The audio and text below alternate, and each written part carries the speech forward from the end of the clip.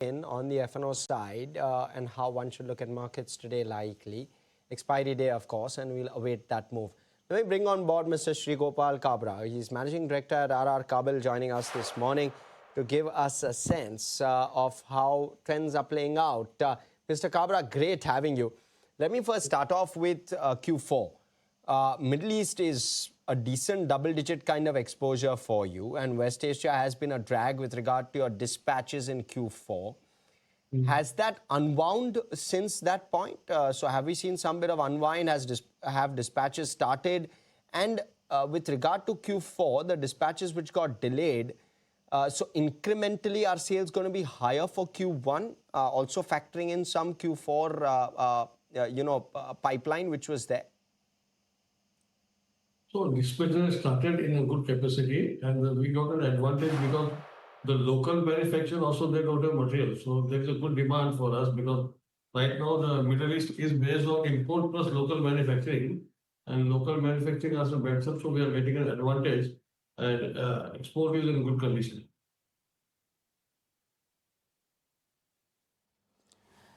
Okay. Sir, therefore, FY27, will the volume growth be slightly better, just given this Q4 overhang which was there? So would the 16 to 18% growth stand, or would you probably exceed that? No, 16 to 18%, we assure you that it will go through there, and we are trying for more. And let's see. We are hoping because demand is good everywhere, whether it's in domestic market or international market. After this war, all the countries are moving towards the green. You see the electrical vehicle market demand is increasing. Again, the government all over the world, now they are again focusing to green energy. So I see a very bright future. This has given a good opportunity for us, all of us. Right. And with regard to price spikes as well in the copper segment, this is largely passed through, right, by you. So there's no impact for you with regard to margins, right, typically? Right. Because this is passed through. Like, see, correct. Now people are not looking at the gold prices. Those who want to buy, they buy. So same thing in copper. So what the price is? Price is based on it's a market driven, not in our hand. So customer also understand that's a good part of this because this business is becoming mature and mature. So this we are out of from this situation. But you still see tailwind, right, Mr. Kabra? Because what tends to happen is you'd be sitting on raw material stock, which would be at lower prices. So you'll benefit from inventory gains which are happening. Would that at all happen for a quarter or two? It's a very little. Generally, see, our model of RR Kabel business is back. So we buy unknown and we sell on unknown. Because my export business is 100% back to back. In projects we cover. In of course, when we sell the retail, so when prices are increased by 2-3%, we have to hold. Moment the price goes up by 2%, 3%, then we increase the price. So it may be some month we may have advantage, some months have disadvantage. But if you look into the overall year period, it remains same.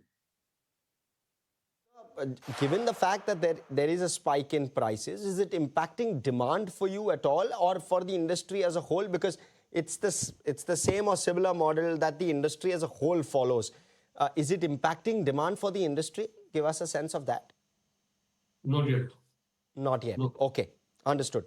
Mr. Kabra, you have entered the FMEG business and you were supposed to break even in FY26, but that break even has been delayed.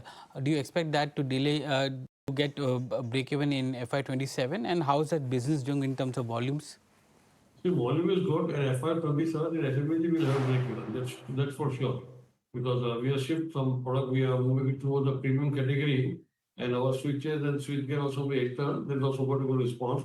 So this year will be break even for FMEG. What kind of distribution network are you setting up for that business, and what kind of top line are you expecting? So top line is guided. We are given the guideline, and we will be achieving this 100%. Will achieve the what guideline we are given. Okay, understood. You've also guided for 1,200 crore of fresh capex between FY27 and FY28. Give us a sense. How quickly does that capex ensure that it starts to come on stream for you? What's your current capacity utilization on the current capacity, the fresh capacity that is coming through? How should it ramp up? See, in terms of capacity utilization, we are the best in the country today. Because we have expanded our business and capacity is a hand to hand together. So we are not like other we have got over capacity to produce. So we focus moment we plan for capex. The same time we start planning for our sales strategy.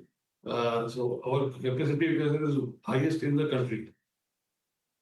What is it, sir? My understanding is it's at least at the end of Q3, the understanding was 70% wires, maybe 95% cables. Does that largely stand even now? Yeah, but gradually right now from this year also and in future also, our cable will become a bigger and bigger. So because if you look at globally, the real market is 35% is building wire and then 60% cable. Since we enter into we are a company from wire to cable, so that's why our growth will be in cable will be much higher than the wire, but we are growing in both the sector. And you've done 8% EBITDA margin for FY26. It's increased. You've guided for an even better margin in FY27. What's going to drive that margin uptick? I know you spoke to Sajid about FMEG. How much of margin will accrue as a result of FMEG turning profitable? And would FY27 be that year? FY28 be that year? What should the margin trajectory look like over the next couple of years? See, as we have guided that every year our profit will be improved and we are working on that. So we have cost optimization, we have, then we go to sales strategy.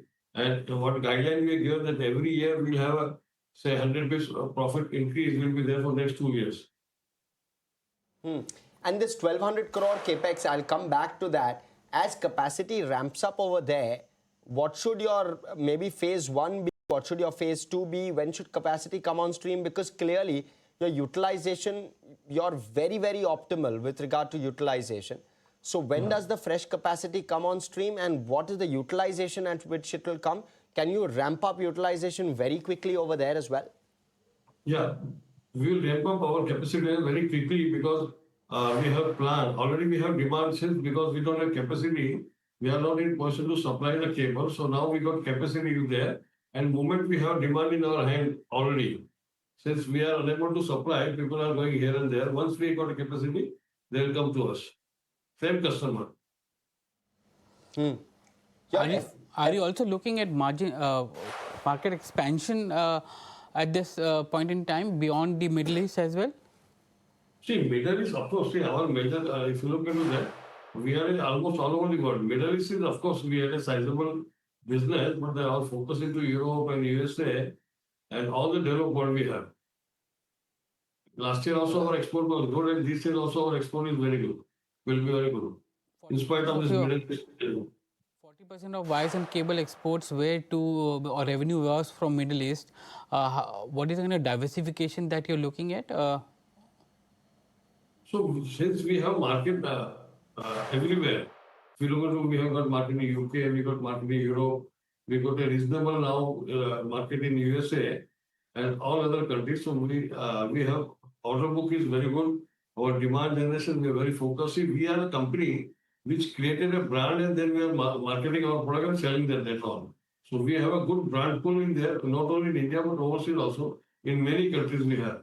So that's an advantage for us. People are asking for RR and we have good demand. That's why we are in a position to improve our margins in international business, export also, and domestic also. Okay.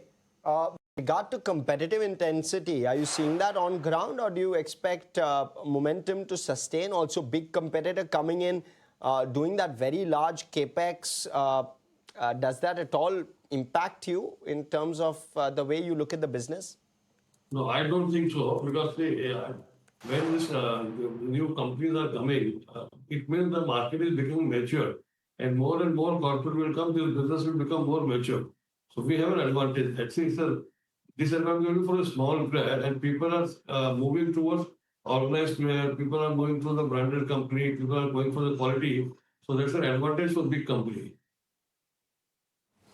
My final question to you with respect to the domestic, especially coming back to the FMEG business, the kind of growth rate that you have spoken about, you're looking at 2.5 times EBITDA in FY28. Are you on track to meet that kind of target which you have set out? So we are on track for everything. Whatever we announced, and we are on track. Mr. Kabra, it was a pleasure talking to you today. Thank you very much for joining us on ET Now. Thank you. Moving on to